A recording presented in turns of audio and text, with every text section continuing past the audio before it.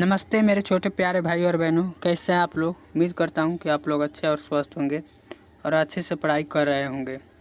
तो आज ये 7वां दिन है 30 डे चैलेंज का। तो आज आप लोग इस क्लास में सभी सूत्र को चौथा नंबर चैप्टर द्विघात समीकरण के सभी जितना भी फार्मूला है, जब जितना भी सूत्र है, इस क्लास में हम लोग पूरा कवर करेंगे एकदम ट्रिक के साथ। ऐसा ट्रिक बताऊंगा जो आपके सीधे दिमाग में फिट हो जाएगा।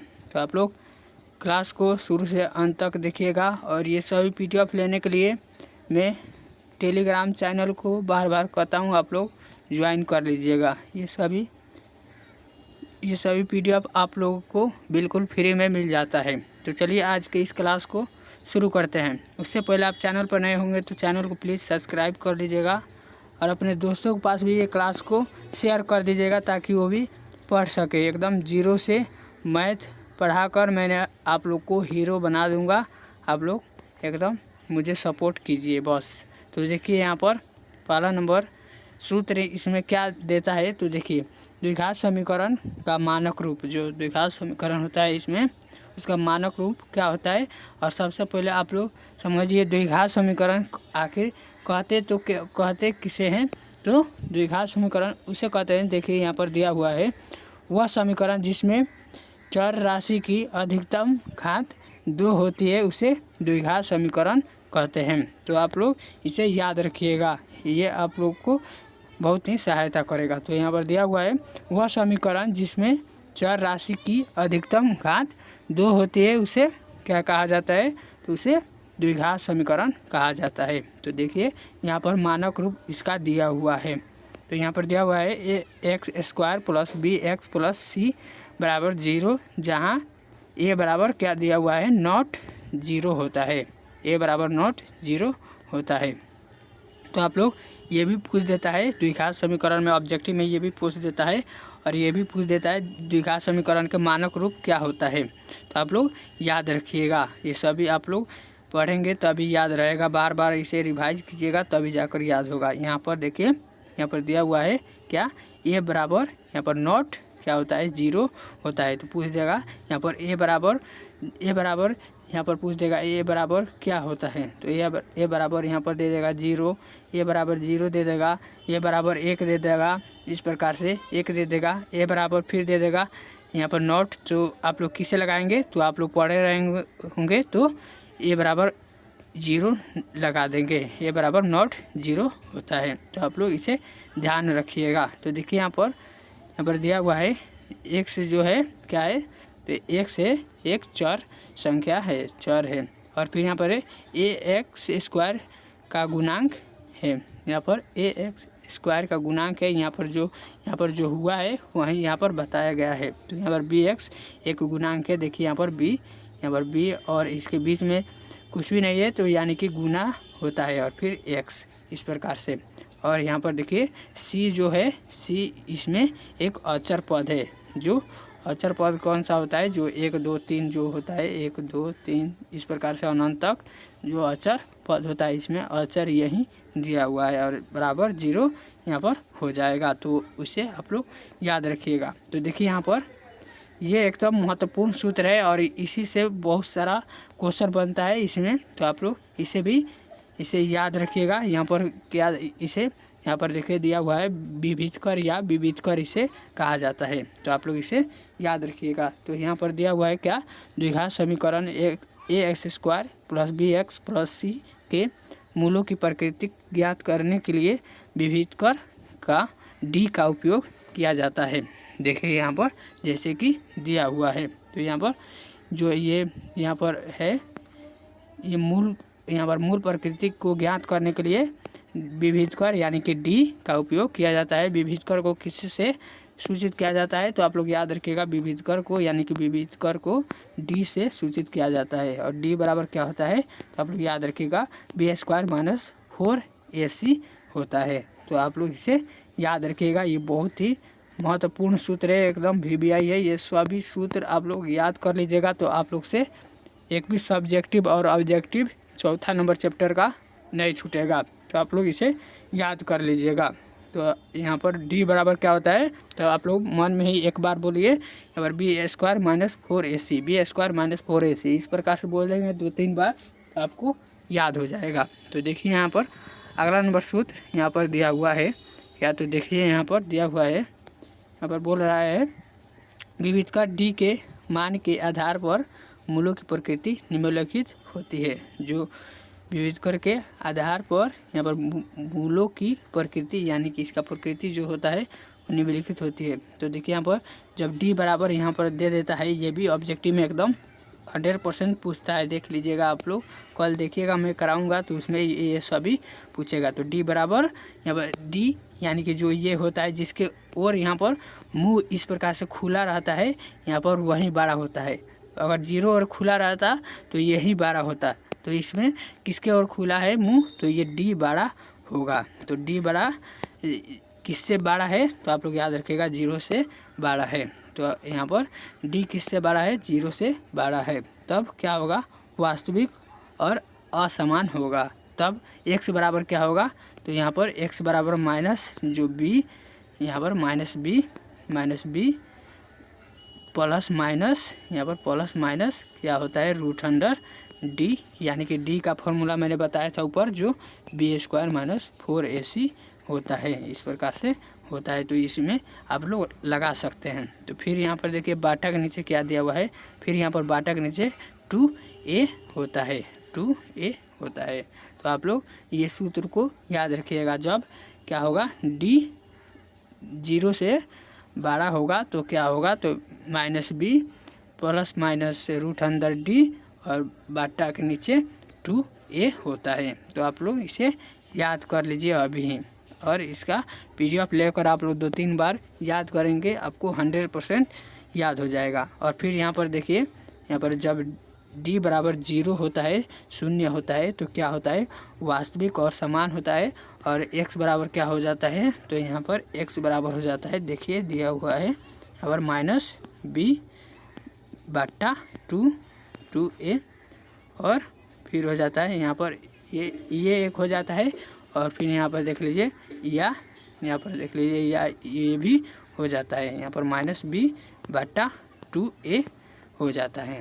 तो ये भी हो जाएगा या ये भी हो जाएगा। तो आप लोग इसे याद रखिएगा। तो देखिए यहाँ पर जब डी, यहाँ पर देखिए जब डी जो है 0 से छोटा हो जाए तो अब क्या होगा, तो यहाँ पर देखिए जब डी, यहाँ पर जब डी जो है, जब डी है ये 0 से छोटा हो जाए तब क्या होगा, तो यहाँ पर वास्तविक मूल नहीं होगा, काल्पनिक होगा, यानी कि ये काल्पनिक होगा और इसका यहाँ पर कोई वास्तविक मूल संभव नहीं होगा। तो आप लोग इसे याद रखिएगा। जब ऋणात्मक में हो जाए तो क्या हो जाएगा, इसका कोई मूल संभव नहीं होगा, यानी कि काल्पनिक हो जाएगा, और इसका भी कोई वास्तविक मूल संभव नहीं होगा। तो आप लोग इसे भी याद रखिएगा, ये सभी ऑब्जेक्टिव में पूछता है। तो देखिए यहाँ पर अगला नंबर, यहाँ पर ये सबसे महत्वपूर्ण है जो ये सब्जेक्टिव में आता है, ये सूत्र से, ये सभी सूत्र से, और ये ऑब्जेक्टिव में इसका सूत्र भी पूछ देता है। तो आप लोग याद रखिएगा। तो ये सूत्र अगर याद कर लेते हैं तो आपको सरप्राइज़ दिया जाएगा, आप लोग को 500 का इनाम दिया जाएगा। आप लोग अभी 5 मिनट में याद करके दिखाइए और कमेंट में लिख कर दिखाइए। आप लोग इसे याद कर लेते हैं तो आप लोग को सरप्राइज़ दिया जाएगा। तो यहाँ पर द्विघाती सूत्र जो होता है ये एकदम महत्वपूर्ण होता है। यहाँ पर किसी भी द्विघाती समीकरण X square plus B X plus C बराबर 0 के मूल ज्ञात करने का प्रत्यक्ष सूत्र होता है। तो देखिए यहाँ पर क्या होता है, तो x बराबर यहाँ पर हो जाता है, यहाँ पर माइनस बी, और फिर यहाँ पर प्लस माइनस हो जाता है क्या, तो रूट अंदर यहाँ पर d भी लिख सकते हैं, या d बराबर क्या होता है, तो d बराबर यहाँ पर समझने वाला बात है, देख लीजिए यहाँ पर रूट अंदर d भी लिख सकते हैं, या d बराबर होता है यहाँ पर बी स्क्वायर माइनस 4ac भी लिख सकते हैं। तो ये अगर ये डी, यहाँ पर ये डी के जगह पर ये भी लिख सकते हैं, या केवल यहाँ पर डी भी लिख सकते हैं। तो यानी कि यहाँ पर देख लीजिए, एक बात मैं समझाता हूँ, यहाँ पर 2 बराबर 2 होता है।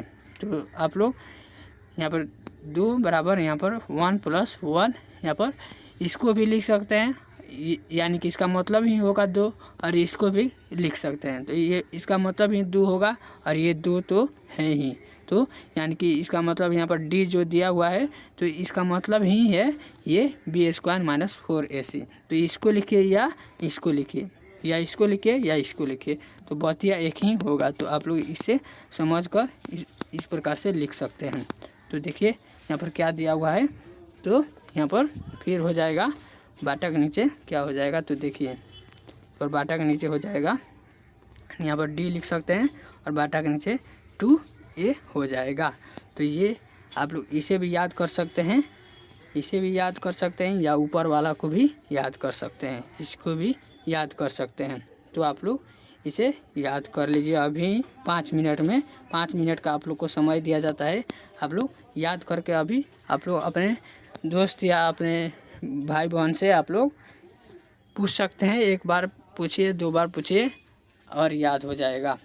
आप लोग याद करके उनको सुनाइए तो याद हो जाएगा।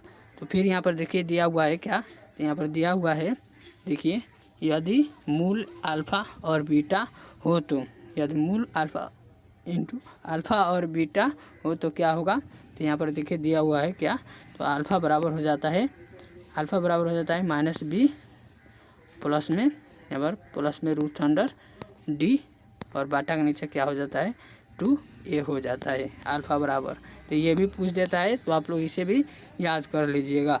और फिर यहाँ पर देखिए बीटा बराबर क्या दे देता है, बीटा बराबर माइनस बी माइनस रूट अंदर डी बाटा 2a हो जाता है। तो आप लोग इसे भी दोनों को याद कर लीजिएगा। तो यहाँ पर देखिए यहाँ पर दिया हुआ है, फिर यहाँ पर मूलों का योगफल एवं गुणनफल होगा। तो मूलों का योगफल एवं गुणनफल क्या होता है, तो यदि द्विघात समीकरण इतना है, यहाँ पर X square plus B X plus C बराबर 0 के 2 मूल अल्फ़ा और बीटा हो तो देखिए यहाँ पर क्या हो जाएगा। तो यहाँ पर मूलों का जब योगफल बोले यहाँ पर निकालने को बोलता है, या सूत्र भी इसका ऑब्जेक्टिव में पूछ देता है, मूलों का योगफल क्या हो जाता है, मूलों का योगफल का सूत्र लिखें। तो इस प्रकार से यह मानक रूप लिखे, तो यहाँ पर लिख देगा। तो आप लोग इसे यहाँ पर देख लीजिए क्या हो जाता है। तो यहाँ पर देखिए ए बराबर क्या हो जाता है, यहाँ पर ए प्लस यहाँ पर अल्फ़ा योगफल का है, मूलों का योगफल, तो यहाँ पर देख लीजिए। तो यहाँ पर हो जाता है ए प्लस अल्फ़ा प्लस बीटा और बराबर माइनस बी बाई ए हो जाता है। तो आप लोग इसे याद रखिएगा, ये दूसरा नंबर बहुपद में भी पढ़ाया था। और फिर यहाँ पर अल्फ़ा इंटू बीटा अगर दे देता है, यहाँ पर देख लीजिए मूलों का गुणनफल, तो अल्फ़ा इंटू बीटा बराबर क्या हो जाता है, तो अल्फ़ा इंटू बीटा बराबर क्या हो जाता है सी बाई ए हो जाता है। तो आप लोग इसे भी याद रखिएगा। चलिए अगला नंबर सूत्र को देखते हैं। तो देखिए यहाँ पर अगला नंबर सूत्र यहाँ पर दिया हुआ है क्या, तो देखिए दिया हुआ है यहाँ पर बोल रहा है द्विघाती समीकरण का निर्माण कैसे निर्माण होता है। तो ये भी एक सूत्र है और ये भी बहुत ही महत्वपूर्ण सूत्र है, जो आपके सीधे ये ऑब्जेक्टिव में दे देता है और इससे बहुत सारा क्वेश्चन बनता है। तो ये भी एकदम वीवीआई सूत्र है। तो यहाँ पर देखिए यदि मूल का योगफल अल्फ़ा प्लस बीटा और गुणनफल अल्फ़ा इंटू बीटा या मूल अल्फ़ा तथा बीटा दिए गए हो तो द्विघाती समीकरण क्या होगा।